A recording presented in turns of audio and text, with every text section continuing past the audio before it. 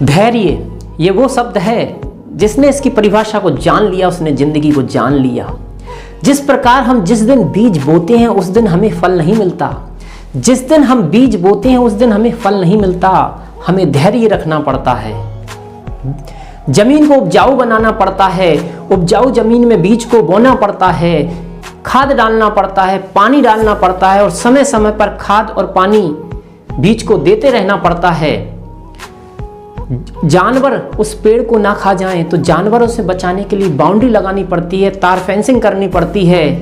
कई वर्षों की देख रेख के बाद बीज से पेड़ बनता है और पेड़ से हमें फल प्राप्त होता है। उसी प्रकार जिंदगी में जब हम कोई लक्ष्य बनाते हैं तो बहुत सारी प्रोसेस से हमें गुजरना पड़ता है, बहुत कुछ सहना पड़ता है। एक बहुत मेहनत के बाद हमें लक्ष्य की प्राप्ति होती है, मंजिल तक हम पहुंच पाते हैं। उसी प्रकार एक भाषा को सीखने के लिए भी हमें धैर्य रखना पड़ता है। कोई भी भाषा एक दिन में नहीं आती, लेकिन एक दिन जरूर आती है। कोई भी भाषा एक दिन में नहीं आती, लेकिन धैर्य के साथ एक दिन जरूर आती है। तो इसी प्रकार धैर्य के साथ 15 से 20 मिनट आप इस क्लास को देखिएगा। धैर्य के साथ आपका इंग्लिश भाषा का एक अच्छा फाउंडेशन 15 से 20 मिनट के अंदर आपका इंग्लिश भाषा का फाउंडेशन बन जाएगा। और मेरा विश्वास है कि 5 से 6 क्लास इसी धैर्य के साथ यदि आप देखते रहे तो इंग्लिश भाषा का बेसिक आप क्लियर कर लोगे और थोड़ी सी प्रैक्टिस के साथ आप इंग्लिश फ्लुएंसी को भी डेवलप कर पाओगे। तो आइए दोस्तों स्टार्ट करते हैं आज की क्लास। कि जब एक भाषा को हम बोलते हैं, जब एक लैंग्वेज को हम सीखते हैं तो किसी भी स्पीच के लिए सेंटेंसेस की ज़रूरत होती है। सेंटेंसेस को जब हम बोलते हैं तो एक सेंटेंस होता है वो वर्ड्स से मिलकर बना होता है। वर्ड्स सेंटेंस को बनाते हैं, कहें तो शब्दों से एक वाक्य का निर्माण होता है। ये शब्द कई तरीके के होते हैं, कहें तो वर्ड्स को कई कैटेगरी में डिवाइड किया गया है। जिस तरीके से हमारी फैमिली होती है, हमारी फैमिली में कोई माता का रोल अदा करता है, कोई पिता का, कोई भाई का, कोई चाचा का, तो कई मेंबर्स होते हैं जो अपना अपना रोल प्ले कर रहे हैं फैमिली में। इसी प्रकार एक सेंटेंस में कई वर्ड्स होते हैं जिनका अपना रोल होता है। जैसे हम एक सेंटेंस देखेंगे यहाँ पे इंग्लिश का कि वह अंग्रेजी पढ़ा रहा है। He is teaching English, he is teaching English. यहाँ पर ही सब्जेक्ट है, इज हेल्पिंग वर्ब है, टीचिंग मेन वर्ब है और इंग्लिश ऑब्जेक्ट है। Subject, helping verb, main verb, object क्या होते हैं इनको हम डीपली देखेंगे आगे। एक सेंटेंस और देखते हैं। वह गाना गा रही है। She is singing a song, she is singing a song. She यहाँ पे सब्जेक्ट है, इज यहाँ पे हेल्पिंग वर्ब है, सिंगिंग मेन वर्ब है और सॉन्ग ऑब्जेक्ट है। अब इनको डिटेल में जानते हैं। जब एक सेंटेंस को हम बनाते हैं तो मुख्य तौर पर हम 5 तरह के वर्ड्स का यूज करते हैं, या सिंपल लैंग्वेज में कहें तो किसी भी वाक्य के निर्माण के लिए एक सेंटेंस को जब हम एक सेंटेंस का फॉर्मेशन करते हैं तो हमें 5 चीज़ों की ज़रूरत होती है। Subject, helping verb, main verb, object, other word. अब इनको हम यदि डिटेल में देखें, सब्जेक्ट क्या होता है तो जो भी काम को करता है वो सब्जेक्ट है। जिस प्रकार एक सेंटेंस हम लेते हैं कि मैं अंग्रेजी पढ़ा रहा हूँ, आई एम टीचिंग इंग्लिश। आई यहाँ पे करने वाला है तो आई सब्जेक्ट है। एक वाक्य में जो भी करने वाला होता है वो सब्जेक्ट होता है।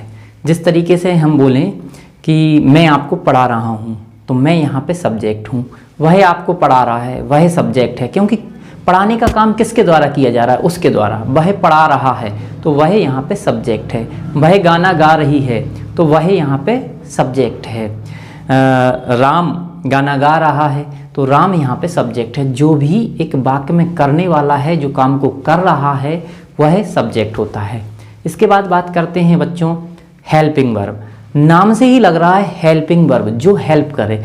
जो हेल्पिंग वर्ब होती है वो मीनिंगलेस होती है, मीन्स उसका कोई मीनिंग नहीं होता, वो हमें सिर्फ टाइम को बताने में हेल्प करती है। तो हेल्पिंग वर्ब वो होती है जो टाइम को बताने में हमारी हेल्प करे। जैसे इज एम आर हम लगाते हैं तो पता चलता है कि प्रेजेंट की बात चल रही है। वॉज वर्ब हम लगाते हैं तो पता चलता है पास्ट की बात हो रही है। विल हम जब यूज करते हैं तो पता चलता है फ्यूचर की बात हो रही है। तो हेल्पिंग वर्ब हमें टाइम बताती है, इसका कोई मीनिंग नहीं होता, ये मीनिंगलेस होती है। हेल्पिंग वर्ब हमारी टाइम समय बताने में हेल्प करती है। इसके बाद हम बात करते हैं मेन वर्ब। जो भी हम करते हैं, उठना, बैठना, खाना, पीना, जागना, खेलना, कूदना, ये सब मेन वर्ब हैं। जो भी हम करते हैं जिनमें एक्शन होती है वो मेन वर्ब होती है। इसको हम मेन वर्ब को हम कर सकते हैं, छू नहीं सकते। एग्जाम्पल लेते हैं हम, जैसे जाना, आना। आना कोई वस्तु नहीं है जिसको हम छू सकें, लेकिन कहीं से आना हो तो वो एक्शन हम ले सकते हैं, हम आ सकते हैं। तो जिनको हम करते हैं छू नहीं सकते। एक बार और सुनिएगा, मेन वर्ब वो होती हैं जो हम कर सकते हैं लेकिन छू नहीं सकते। जाना, गो, तो जाना कोई वस्तु नहीं है जिसको हम छू सकें, लेकिन हम जा सकते हैं, गो। ईट, खाना, तो ईट जो है वो एक्शन वर्ड है। डू, करना, डू मीन्स करना, तो डू जो है वो मेन वर्ब है, क्योंकि डू जो वर्ड है या डू जो एक्शन वर्ड है उसको हम छू नहीं सकते। डू कोई वस्तु नहीं है जिसको हम छू सकें, हम कर सकते हैं। तो करने वाले वर्ड उठना, बैठना, खाना, पीना, जागना, खेलना, कूदना, ये सब मेन वर्ब होते हैं। इसके बाद हम बात करते हैं ऑब्जेक्ट। जिस पर मेन वर्ब होती है वो ऑब्जेक्ट होता है, जिस पर मेन वर्ब होती है वो ऑब्जेक्ट होता है। जैसे धोनी इज प्लेइंग क्रिकेट, इसमें हम देखते हैं Dhoni is playing cricket. Dhoni जो है खेलने का काम कर रहा है, करने वाला धोनी है, तो धोनी जो है वो सब्जेक्ट है। इज यहाँ पे हेल्पिंग वर्ब है, प्लेइंग यहाँ पे मेन वर्ब है, और क्रिकेट, अब प्लेइंग किस पे हो रहा है? खेलना, जो प्लेइंग जो एक्शन वर्ड है वो किस पे हो रहा है? प्लेइंग क्रिकेट पे हो रहा है, तो क्रिकेट यहाँ पर ऑब्जेक्ट हुआ। जिस पर भी मेन वर्ब होती है वो ऑब्जेक्ट। जैसे एक सेंटेंस लें कि मैं आपको पढ़ा रहा हूँ, तो पढ़ाने का काम आप पे हो रहा है, आप ऑब्जेक्ट हुए, पढ़ाना मेन वर्ब हुई। तो मेन वर्ब जिस पर होती है वो ऑब्जेक्ट होता है, और बाकी जो वर्ड्स बचते हैं वो अदर वर्ड्स में आते हैं। अब एक एग्जांपल लेते हैं, मैं अंग्रेजी पढ़ा रहा हूँ। इसमें मैं जो है वो सब्जेक्ट है, अंग्रेजी ऑब्जेक्ट है, पढ़ाना मेन वर्ब है, क्योंकि पढ़ाना अंग्रेजी पे होगा तो अंग्रेजी ऑब्जेक्ट हुई, रहा हूँ ये हेल्पिंग वर्ब है, सहायक क्रिया बोलते हैं जिसको हिंदी में। इसका इंग्लिश ट्रांसलेशन देखते हैं, आई एम टीचिंग इंग्लिश। आई यहाँ पे सब्जेक्ट है, एम यहाँ पे हेल्पिंग वर्ब है, जो ये बता रहा है कि आप प्रेजेंट में पढ़ा रहे हो, टाइम को बता रहा है, तो जो टाइम को बताए वो हेल्पिंग वर्ब होती है। इसके बाद हम बात करें टीचिंग। टीचिंग यहाँ पे मेन वर्ब है, क्योंकि टीचिंग एक्शन वर्ड है। टीचिंग, पढ़ाना, इसको हम कर सकते हैं, छू नहीं सकते, पढ़ाना, तो टीचिंग मेन वर्ब है। टीचिंग किस पे हो रहा है? इंग्लिश पे, तो इंग्लिश यहाँ पर ऑब्जेक्ट हुई। तो इस प्रकार इन 5 चीज़ों से हम किसी भी सेंटेंस का निर्माण करते हैं। तो इनकी डीपली थोड़ा सा स्टडी कीजिए आप। एक बार सिंपल फॉर्मेट में इसको और देखते हैं कि करने वाला सब्जेक्ट, करने वाला सब्जेक्ट जो वो करता है वो मेन वर्ब, करने वाला सब्जेक्ट जो करता है वो मेन वर्ब, और जिस पर करता है वो ऑब्जेक्ट। एक बार और, करने वाला सब्जेक्ट जो करता है वो मेन वर्ब, और जिस पर करता है वो ऑब्जेक्ट। फिर उसके बाद हेल्पिंग वर्ब बचती है। हेल्पिंग वर्ब हेल्प करती है हमारे टाइम बताने में। लेकिन 3 चीज़ों को खास तौर पर आप याद रखें कि करने वाला जो भी करेगा वो सब्जेक्ट, करने वाला होगा वो सब्जेक्ट, जिस चीज़ को जो करेगा वो मेन वर्ब, और जिस पर करेगा वो ऑब्जेक्ट होगा। इन 5 को एक बार और डिटेल में देखते हैं। जो हमने देखा, subject, helping verb, main verb, object, other word. Subject जो काम को करने वाला होता है वो सब्जेक्ट होता है। सब्जेक्ट को हम यहाँ पे 2 कैटेगरी में डिवाइड करते हैं, ही, सी, इट, नेम, ये सब्जेक्ट हैं। दूसरी तरफ है आयु देवी, आई यू देवी। ही लड़के के लिए हम लगाएंगे, जैसे वह जा रहा है, ही इज गोइंग। लड़की के लिए सी लगाएंगे, सी इज गोइंग। वह जा रही है, सी इज गोइंग। ऐसे ही यदि प्राकृतिक चीज़, नेचुरल चीज़ों के लिए खास तौर पर इट का यूज होता है। जैसे बारिश हो रही है, इट इज़ रेनिंग, तो इट यहाँ पे सब्जेक्ट है। किसी का नाम है राम, श्याम, किसी का नाम है, वो भी सब्जेक्ट। दूसरी तरफ आयु देवी है, आई, मैं, यू, तुम या आपके लिए हम यूज करते हैं। दे, वे, बहुत सारे लोग हैं यहाँ पे, तो वे, उनके लिए हम इंग्लिश में दे का यूज करेंगे। हम के लिए हम यहाँ पे वी का यूज करेंगे। दूसरी बात करते हैं हम हेल्पिंग वर्ब। हेल्पिंग वर्ब जो हमें टाइम बताने में हेल्प करे। प्रेजेंट में हम इजेमर लगाते हैं तो इजेमर से हमें पता चलता है कि प्रेजेंट की बात हो रही है। वॉज वर पास्ट में हम यूज करते हैं तो वॉज वर से हमें पता चलता है कि पास्ट की बात हो रही है। विल जब हम लगाते हैं तो पता चलता है फ्यूचर की बात हो रही है। तो हेल्पिंग वर्ब हेल्प करती है हमारी टाइम को बताने में। इसके बाद हम मेन वर्ब की बात करते हैं। तो मेन वर्ब एक्शन वाले वर्ड होते हैं, जिन वर्ड्स में एक्शन होती है वो मेन वर्ब होते हैं। जैसे हम बात करें सिंग गाना, तो यहाँ पे मेन वर्ब है। प्ले खेलना, तो प्ले जो है वो एक्शन वर्ड है, इसको हम छू नहीं सकते, कर सकते हैं। प्ले प्ले क्या है, यहाँ पे मेन वर्ब है। ईट खाना, ये मेन वर्ब है। डू करना, मेन वर्ब है।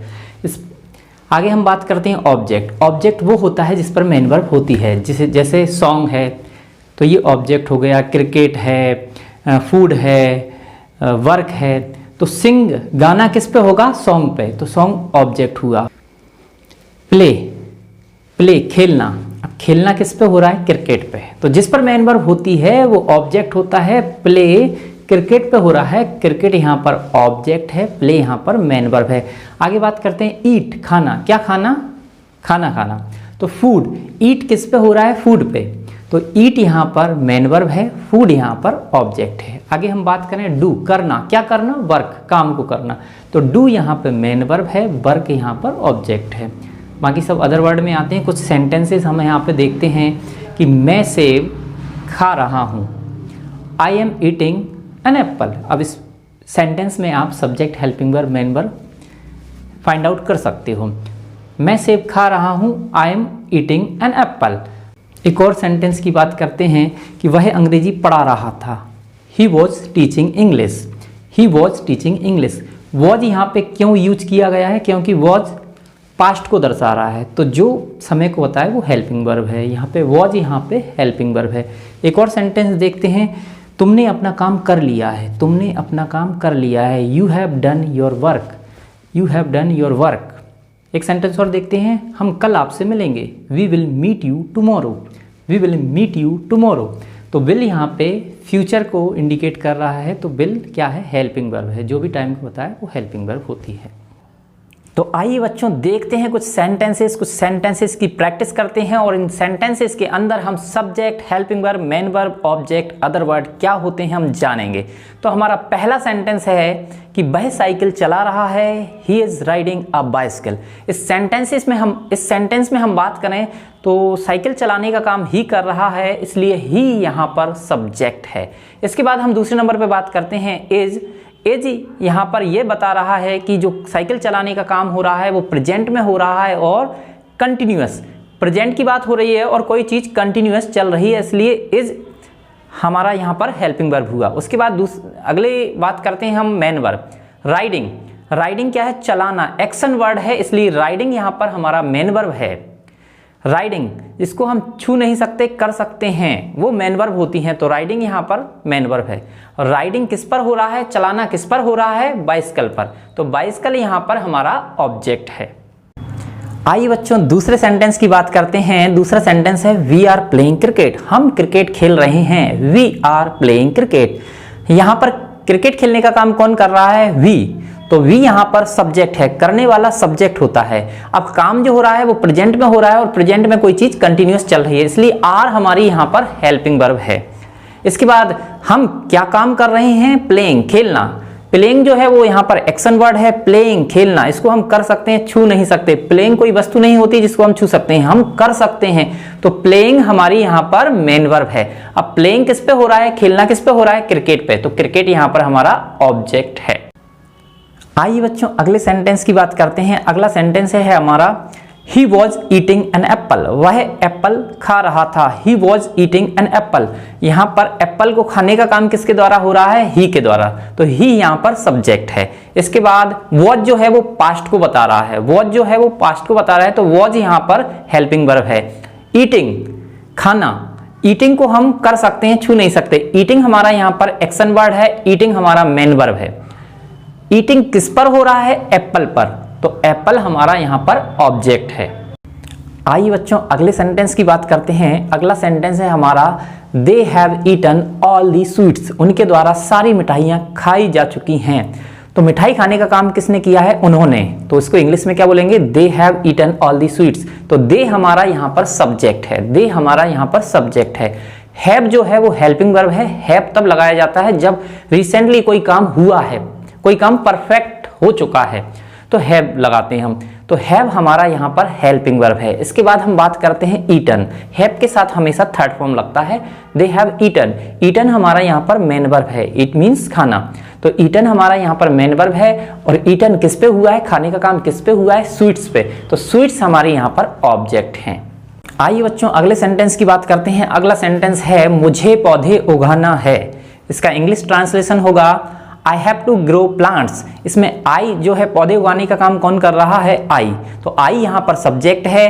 हैव टू जो है वो हेल्पिंग वर्ब का काम कर रहा है यहाँ पर। उसके बाद ग्रो उगाना जो कि एक्शन वर्ड है। तो ग्रो यहाँ पर मेन वर्ब है। ग्रो किस पे हो रहा है? प्लांट्स पे। तो प्लांट्स यहाँ पर ऑब्जेक्ट का काम कर रहे हैं। अगले सेंटेंस की बात करते हैं बच्चों। अगला सेंटेंस है हमें अपना काम पूरा करना चाहिए। हमें अपना काम पूरा करना चाहिए। We should complete our work. We should complete our work. तो इसमें काम किसको करना चाहिए? वी। तो वी यहाँ पर सब्जेक्ट है। शुड जो है वो हेल्पिंग वर्ब है। शुड जो है वो हेल्पिंग वर्ब है। कंप्लीट यहाँ पर मेन वर्ब है। कंप्लीट मीन्स पूरा करना। तो एक्शन वर्ड है कंप्लीट। कंप्लीट यहाँ पर मेन वर्ब है। अब कंप्लीट किस पे हो रहा है? वर्क। जो वर्क है हमारा काम है उस पे कंप्लीट जो मेन वर्ब है कंप्लीट वो वर्क पर हो रही है। तो वर्क यहाँ पर ऑब्जेक्ट का काम कर रहा है।